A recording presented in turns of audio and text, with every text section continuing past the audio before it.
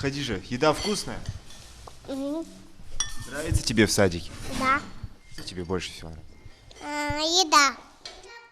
Хадижа Гайсанова ложку из рук лишний раз не выпускает. Питанием довольна. Детей кормят и первым, и вторым. Камер в младшей группе не стесняются. Нам гости. Дети постарше еще нагуливают аппетит в спортивном зале. Сначала легкая разминка и разогрев, а после ребята начинают играть. И все под присмотром наставников. Мы спортом занимаемся, играем тут. И занимаемся. И играем тут. Что вы играете? Мы играем игру спортом. Мячики кидаете там, да? Нравится тебе в садике? Да. А что тебе больше всего нравится в садике?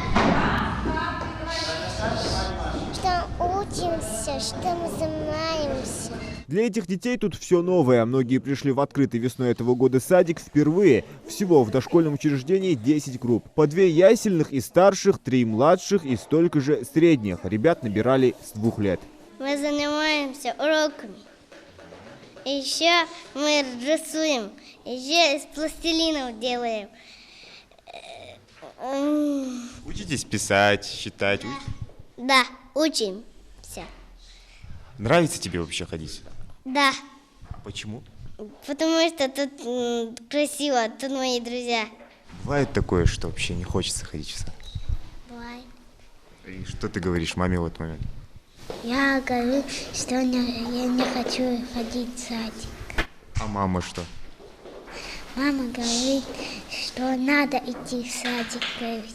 Не по годам умные, смышленые и немного застенчивые. Для развития детей здесь созданы все необходимые условия. Образовательные кабинеты, комнаты для сна, зал для занятий физкультуры, актовый зал и визитная карточка. Свой этноуголок, выполненный в национальном стиле. Сад оснащен всем необходимым.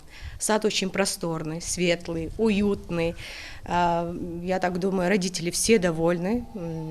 Да и детки с удовольствием к нам ходят. Вы можете наблюдать, что на самом деле все, что необходимо для наших детей. Это уже 10-й детский сад, открытый в республике с начала этого года при поддержке федерального центра в рамках нацпроекта «Демография». Во дворе дошкольного учреждения оборудованы игровые площадки, теневые навесы и не только. С открытием этого объекта удалось создать более 60 рабочих мест. Дя был мотик бадри алчи хат миенги что бог безерсун се ехияжум дя се прибердес хат занги игюш так возможности юациндяра се ехим исо се бер учачлык мди аз она содат ягачи цу зарета мусана цу жауктер сразу же дяр мотик хугами она цанкера хатю ан хатиен.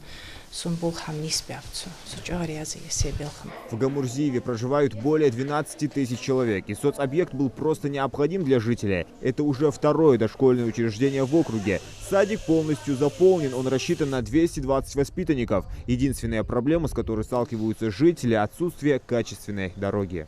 Дело в том, что вот буквально 31 августа мы провели наше общее родительское собрание. И первый, самый главный вопрос, который задавали нам родители, нашему руководителю Добриевой Зарите Мусаевне, это был вопрос с дорогой связан. Мы боимся, что осложнится это все с погодными условиями. Скоро начнутся дожди, снег, сюда подъехать будет очень тяжело. И хайуажи такси яцочи, и маршрутки яцочи. Машинцани хававичи някыш жахмудулжи машина шалкю яхжи таксиста шабахтыгыстон. Гаш хаву волчи биршки адлу мардех калила возможности яс.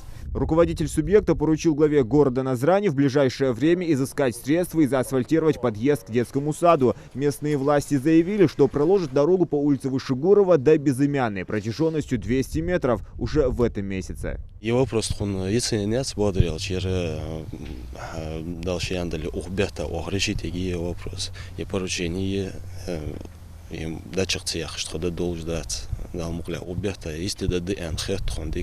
Последние сроки. В окружной администрации обещали решить этот вопрос до наступления холодов. Однако жители надеются, что после подведения дороги по улице Безымянная получится построить мост через канал и появится доступ к центральной улице Назрани. Либо второй вариант – заасфальтировать всю улицу Алханчурская, по которой приходится добираться до учреждения. Зелимхан Кылоев, Акрамат Дасхоев, Новости 24.